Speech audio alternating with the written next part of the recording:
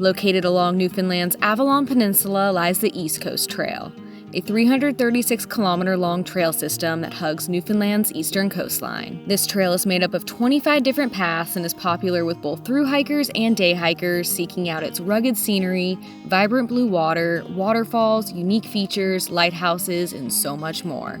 And for our final adventure in Newfoundland, we're packing our bags and hitting the trail for a one-night backpacking grand finale.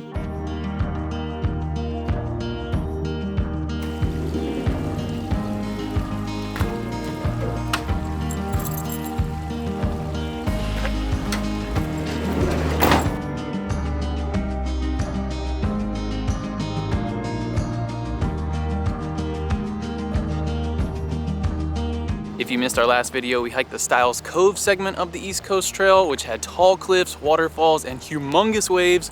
But today we're heading out on the Spout Path, which is a 22-kilometer round-trip hike. Some people do this as a really long day hike, but many will camp overnight, which is what we're gonna do.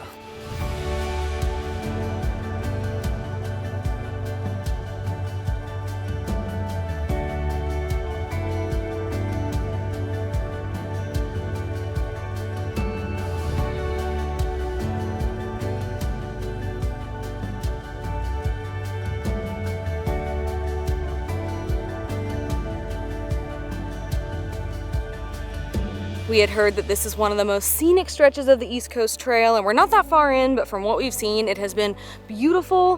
One thing that we've loved about it is that you're hardly ever in the trees. Instead of going through the forest and popping out and seeing a view, you're on these exposed cliffs the entire time, so you just have endless views. And another thing that's really surprised us on this trail are all these plants right behind me. I think they're ferns, but I'm not totally sure, but they're turning this golden color for the fall, so you have all these fall vibes out here, which we did not expect.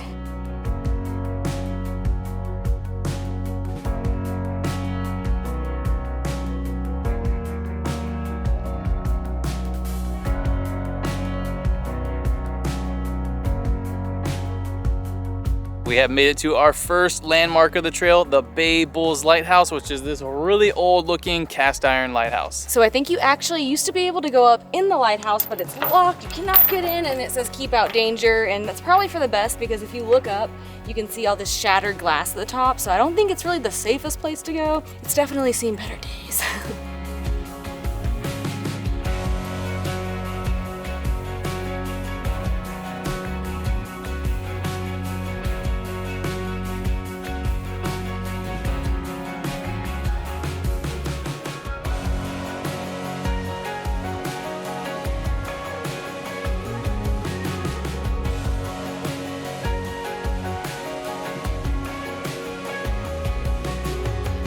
Found a bunch of blueberries. Heck yeah.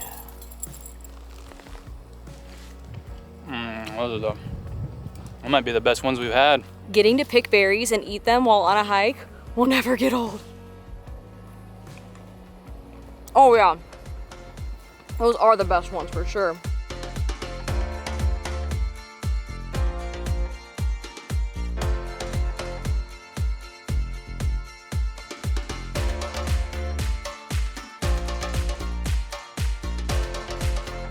We just rounded a corner and bam, there are these two huge rock columns just jutting out of the ocean, and right in between them is a sea arch.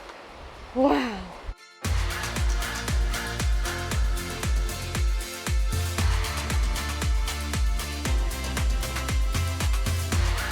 This coastline has been spectacular, but the beauty is not over yet. We're about to reach the namesake of the hike, the Spout. Oh my gosh, I think we're at it because we're getting misted. Whoa! Whoa! There's a rainbow! Yes! Wow! Whoa. Cool!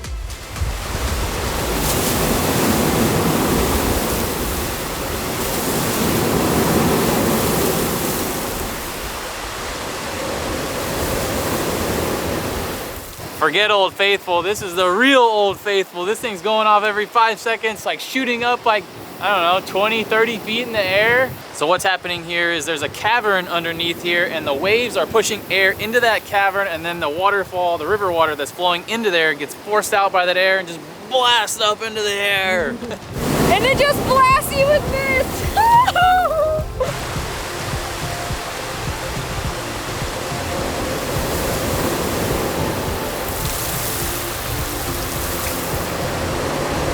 There are campsites along the East Coast Trail, and they're all free and don't require a permit or a reservation. And tonight we are camping at the little Baldhead campsite, which is about a half a kilometer back the way we came.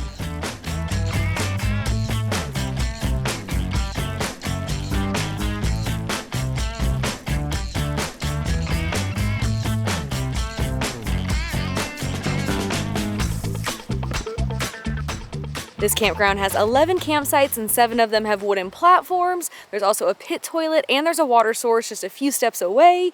And we chose a spot that's kind of more out in the open, which normally isn't our style because we like privacy when we camp, but it just had a lot of room to spread out, and so far, no one else is staying here tonight. Someone's already making themselves right at home in the tent. Kona used to love chewing on our old sleeping bags and put a lot of holes in them.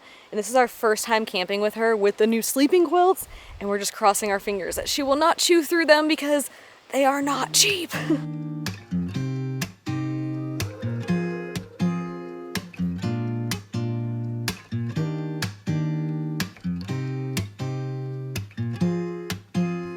All right, tonight we are trying a new to us backpacking brand, Alpine Air, and I have the Mexican style grilled chicken bowl.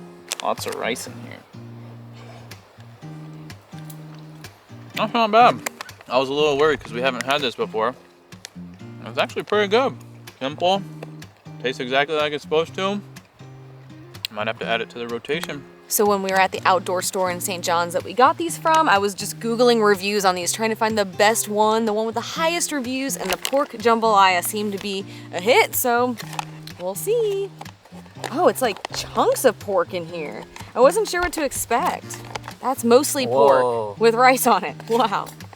It smells good, it smells very flavorful. As you would expect with jambalaya, it just kind of has like a very like strong, like spicy flavor. It's not like overly spicy, but there's just a lot of spices in there. That's good. That's pretty good. Yeah, it is good.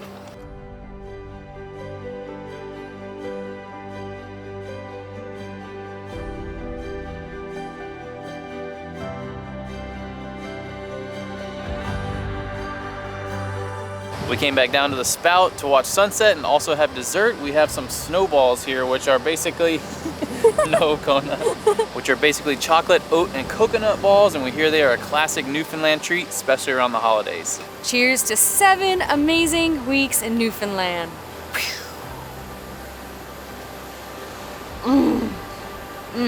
That's good. It's hard to sum up our time here in Newfoundland. Over the last 7 weeks, we have made so many incredible memories that we will cherish forever. We spent 4 magical days out in Grossmoorn's backcountry, hiked on the Earth's mantle, tried local cuisine, encountered kind locals, and enjoyed local music. Camped with epic views outside of our window and saw dramatic and grand scenery around every corner. Newfoundland very quickly, basically since the moment we laid our eyes on it, I have actual tears in my eyes right now, has become one of our favorite places in North America. And while we're sad to leave, we can't think of a better final adventure here than this, being fully immersed in its nature for one last time.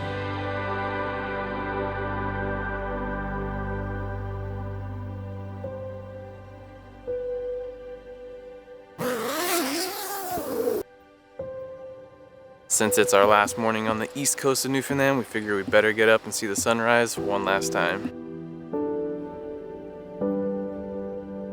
Well, it looks like the sun might not pop out of the clouds, and bad start. I ran out of propane and we brought 2, but guess what? I left it in the tent. Whoops. Well, big turn of events. The sun did come up, we just had the time wrong, and Kona was freaking out about something up on the hill there, and I look and there's 2 big moose up there. They're at a safe distance, they're up at the tree line. It's so cool, what a morning. It really turned around. Yeah.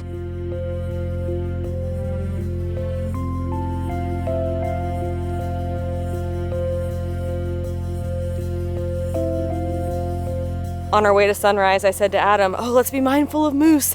And now on our way back to camp, we are being very mindful of moose, making lots of noise because now we know they are out here. All right, let's try this again.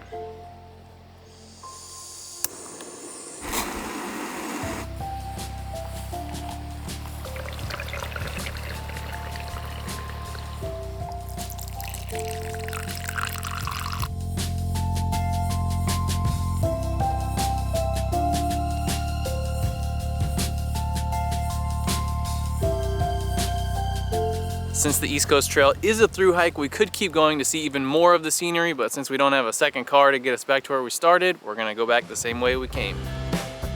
Our hikes back to the van after a backpacking trip are usually spent mostly in silence as we reflect on the experience we just had, dream about our post-hike meal. I really want a burger and fries right now.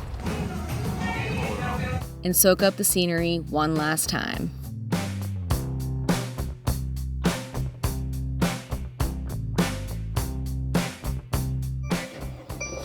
And now the 9-hour road trip back to the ferry begins.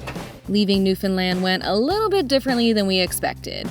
After 2 canceled ferries due to weather, we finally got rescheduled for an overnight ferry 36 hours later, where we unfortunately did not have a cabin this time. But after a few hours of off and on sleep, we made it back to Nova Scotia, where we had beautiful fall adventures ahead.